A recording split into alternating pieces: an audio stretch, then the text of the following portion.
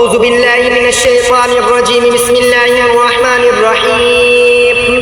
اللهم صل على سيدنا ومولانا محمد صاحب التاج والمعراج والبراق والعلم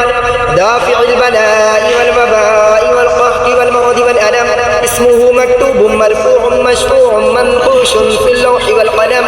سيد العرب والعجم جسمه مقدس معطر مطهر منفذ في البيت والحرم شمس الضحى بدر الدجى صدر العلا نور الهدى كاف المرى مصباح الظلم جميل الشجم شفيع الأمم صاحب الجود والكرم والله واسمه وجبريل خادمه والبراق مركبه والمعراج سفره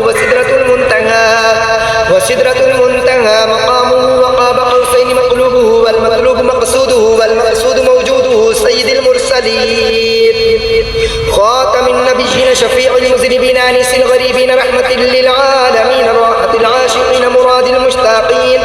شمس العارفين سراج السالكين مصباح المقربين محب الفقراء والغرباء والمساكين سيد الثقلين نبي الحرمين إمام القبلتين وسيلتنا في الدارين صاحب قاب قوسين محبوب رب المشرقين ورب المغربين جد الحسن والحسين جد الحسن والحسين جد الحسن والحسين